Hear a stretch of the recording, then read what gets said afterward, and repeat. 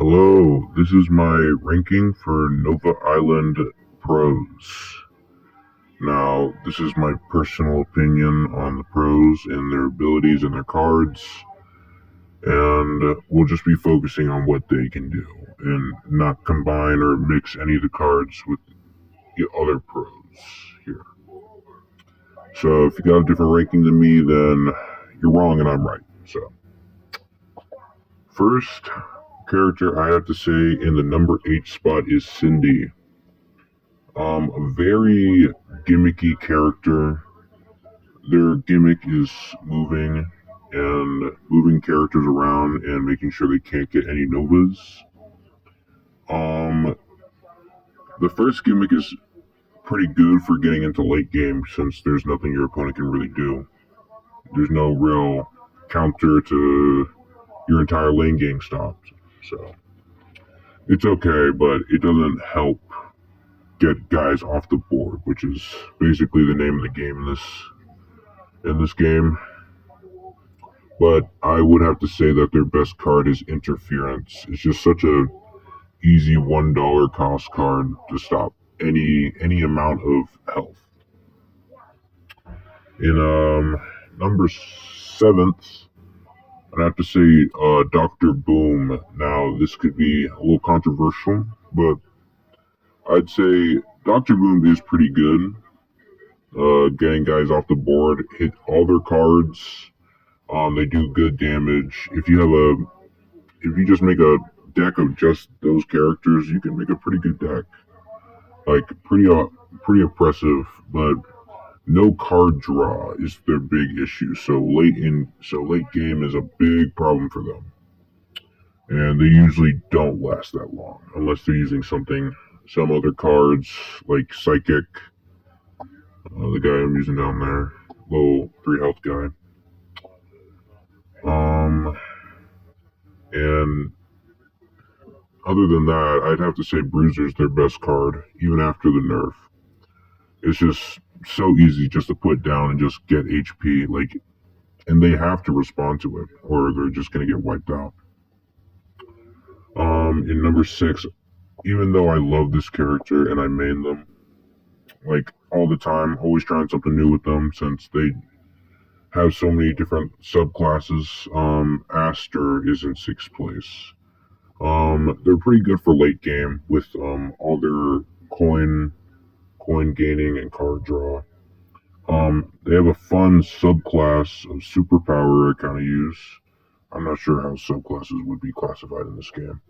I just kind of make my own decks. But everything they do is kind of weak. You know, you can only take away so much Nova before they just gain 20 and win. And I'd have to say their best card though is Prepare. You know, it works for literally any deck. It can fit into anything. Even if it gives your opponent like a card later on, it won't really matter. It's just so good for just keeping your hand full. And number 5, I'd have to say Slayborg. I'd have to say better than Dr. Boom, I have to say. Since Slayborg can glitch characters, that's usually something Dr. Boom has a big trouble with. Yeah, that's usually the problem with Dr. Boom, that they can't get rid of high HP characters in time unless they have their destroy cards that you don't always have. And I'd say Slayborg's better in a couple of other ways. They have a fun subclass of hack too, which can catch people by surprise. You gain a lot of board space, a lot of pressure, but it's not as good as the main way of playing him. Just good offensive character, lots of guys that do damage. I'd have to say his best card though is Sparky. Oh my goodness, I love playing with this character. It is just so fun. They need to add more characters like this to the game. For my number 4 spot, I'd have to say Max. Now I know Max and Flora, they basically do the same thing. just lots of health and lots of guys. But I'd have to say Flora does do it better than Max, even though Max can sneak in a lot of energy. Say your opponent's got like no 0 coins, they're done with their turn, but you got like 3 coins and you got your superpower and you got all those big health cards that Max can use, and that can just win you the game right then and there in one move. But other than that, that's kind of all he's got going for him. Though I would have to say that his best card is Ray. Like, he's just, unless you got that one Dr. Boom card that gets rid of basement characters that nobody uses, you're basically cooked. In my number 3 spot, I have to choose Jack. Jack is just very good at taking over the board. Like, give him like her. Whoops, I can never tell. Yeah, just give her like 3 turns and like she'll take over the whole board. It'll be gone. And they just have so many annoying cards that just take out your guys and just replace it with theirs. It's very hard to keep board control against Jack. And their superpowers are very good. Basically like Flora's, but stronger. And I'd have to say their best card is Ratapult. It's difficult to take care of. It's a spawner. It does damage. It does everything. It does everything Jack wants it to do. In second spot, I'd have to choose Flora. And as I said before, Flora and Jack, they got the same thing going on, but Flora, she does it better.